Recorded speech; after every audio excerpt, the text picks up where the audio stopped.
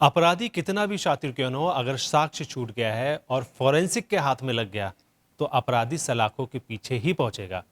तो ये कहावत है हमारे डॉक्टर दयाल शरण जी की, जो लगातार फॉरेंसिक में काम करते हुए कई अपराधियों को उनकी सही जगह पर पहुंचा चुके हैं। हमारे साथ में इस समय मौजूद है, हम उनसे बातचीत करेंगे कि आखिरकार ये वीडियो उन लोगों के लिए काफ़ी ज़्यादा महत्वपूर्ण है जिनकी घटनाएं हो जाती हैं, और फॉरेंसिक की क्या वैल्यू है उनके लाइफ में, जिससे कई बार ये देखा गया ना कि बालों से भी आपने अपराधियों को सलाखों के पीछे भिजवाया। हम बातचीत करते हैं सर से और ये जानेंगे कि आखिरकार कितना इंपॉर्टेंट है फॉरेंसिक की ओपिनियन, फॉरेंसिक की जांचें। जी, आज की बढ़ती हुई आपराधिक पृष्ठभूमि में यदि हमें अपराधियों को दंडित कराना है, सलाखों के पीछे पहुंचाना है, तो साइंटिफिक एविडेंस, फॉरेंसिक एविडेंस, जो कि अकाट एविडेंस होते हैं, और उनके द्वारा जैसे फिंगरप्रिंट है, फुटप्रिंट है, हेयर से डीएनए है, टीथ है, बोन्स है, ब्लड है, ये सारी चीज़ों को आप घटना स्थल से कलेक्ट करके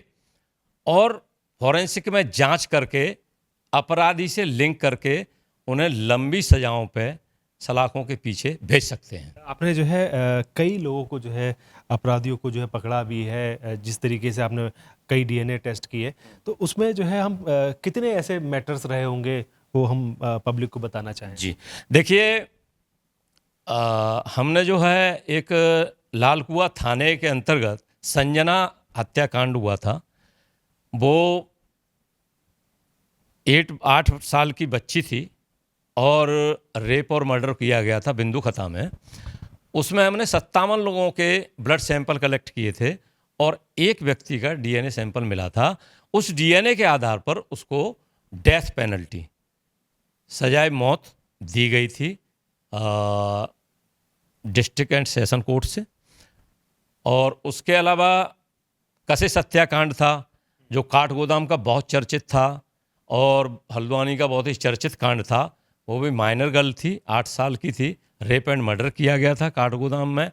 उस पर भी हमने डीएनए कलेक्ट करने के बाद उसका डीएनए सैंपल कलेक्ट किया और संदिग्धों का हमने ब्लड सैंपल लिया और वो मैच हुआ, उसमें भी डेथ पेनल्टी। मैं ये जानना चाहता हूँ कि क्योंकि आपने जिनकी कभी घटना हो जाती है, चाहे वो लूट की घटना हो जाती है, चाहे वो मर्डर की घटना हो जाती है, तो जो हमारी ऑडियंस देख रही है उसको, उनको क्या एक्ट करना चाहिए? क्योंकि उस समय तो ये होता है कि जैसी घटना होती है भीड़ भाड़ ज़्यादा हो जाती है, पुलिस आती है, उससे पहले ही पड़ोसी आ जाते हैं, तो क्या कहना चाहिए? ये बहुत ही आपका विपिन जी बहुत महत्वपूर्ण क्वेश्चन है कि ये हम लोगों के लिए सबसे बड़ी समस्या ये है कि हम लोगों को पहुंचने से पहले क्राइम सीन पर वहाँ पर क्राउड इकट्ठा हो जाता है, और वो क्राउड की वजह से कई बार ऐसा होता है कि जो साइंटिफिक एविडेंसेस हैं, जैसे फुटप्रिंट हैं, फिंगरप्रिंट हैं, जनता ने उनको टच कर दिया।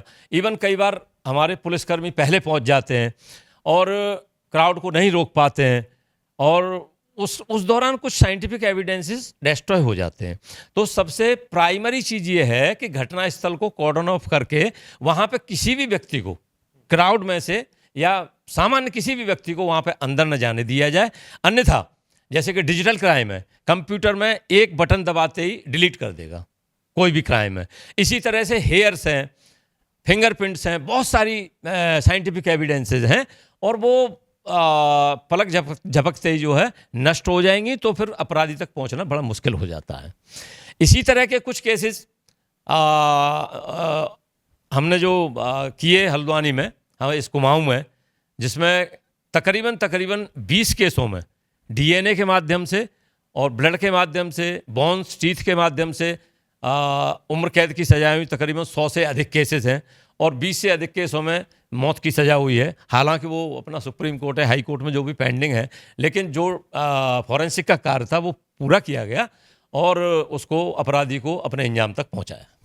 कई बार हम देखते हैं कि जो जैसे कई बड़ा लॉन होते हैं या गड्ढे होते हैं, बॉडियां जो है बहुत सालों बाद भी कई बार निकल आती हैं, और लोग कहते हैं कि साहब इसमें दफन था। तो क्या ऐसा भी है कि आप लोग जो हैं 10 साल या 20 साल पहले की भी अगर बॉडी है तो उसका डीएनए, या क्या मीडियम है ऐसा कि वो जिसने अपराध किया है वो पकड़ में आ जाए? जी, बहुत महत्वपूर्ण क्वेश्चन है विपिन जी। ऐसा है कि शायद आपने सुना हो कि आज करोड़ों वर्ष बाद भी साइंटिस्ट ये कोशिश कर रहे हैं कि जो डायनासोर विलुप्त हो गए थे उनका कहीं से जीन्स मिल जाए, कहीं से डीएनए कलेक्ट हो जाए, उनकी कहीं हड्डी या कंकाल मिले हैं लेकिन उनमें वो एक सेल नहीं मिल पा रहा है। तो अगर एक सेल भी रिकवर हो जाएगा तो डायनासोर को वो दोबारा से क्रिएट कर सकते हैं, डेवलप कर सकते हैं। तो ये बात आपकी सही है कि कई बार ऐसे भी केसेस आए हैं जिसमें कब्र है मोमडन्स की, उनको खुदवाया गया है, उसमें कुछ पॉइजन ऐसे भी होते हैं जैसे आर्सेनिक है और एक दो पॉइजन्स ऐसे हैं जो कई साल बाद रिकवर हो जाते हैं। और इसी तरह से अगर उस कंकाल मिला है, कहीं दबा हुआ 20 साल बाद 10 साल बाद रिकवर हुआ, तो हड्डी में जरा सा भी अगर टिश्यूज मिल गया, मीट का टुकड़ा जरा सा भी मिल गया, मांस का टुकड़ा एक पीस भी मिल गया, तो उससे डीएनए दोबारा से डीएनए मिलान कर सकते हैं और अपराधी तक पहुंचा जा सकता है। आज सर हमने जाना कि यहाँ पर जो है ट्रेनिंग्स आपके द्वारा दी गई थी और पूरे एक्सपर्ट्स की आपने एक पैनल को बुला रखा था। पुलिस कर्मियों को क्या समझना चाहिए जब वो ट्रेनिंग करके लौटते हैं, उनके लिए फर्स्ट लेसन क्या है? जी, ये 3 भागों में हमने ऊधम सिंह नगर जनपद के आईओस की ट्रेनिंग यहाँ पे अरेंज की थी।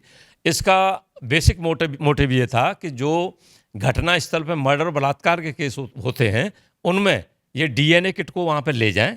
अगर एक्सपर्ट वहाँ पे देर से पहुँच रहे हैं या उस समय नहीं है उपलब्ध, तो खुद भी उस डीएनए किट से हेयर्स, वेजाइनल स्वैब और ब्लड और सलाइवा आदि चीज़ों को वो कलेक्ट कर सकते हैं। और फॉरेंसिक एक्सपर्ट तो साथ जाते ही हैं, तो बेसिकली वो साइंटिफिक वर्क वहाँ पे स्वयं करना चाहिए। और इसी की ट्रेनिंग हमने 3 भागों में यहाँ पे दी थी। पहले चरण में 6 मई को आए थे कुछ आईओस और दूसरे चरण में 8 तारीख को आए थे। उद्घाटन माननीय एडीजी अपर पुलिस महानिदेशक श्री अमित सिन्हा जी के द्वारा करवाया गया था और उसके बाद 8 तारीख को इनका हुआ है और ये आज लास्ट दिन है जिसमें आज इंस्पेक्टर और सब इंस्पेक्टर्स आए हैं।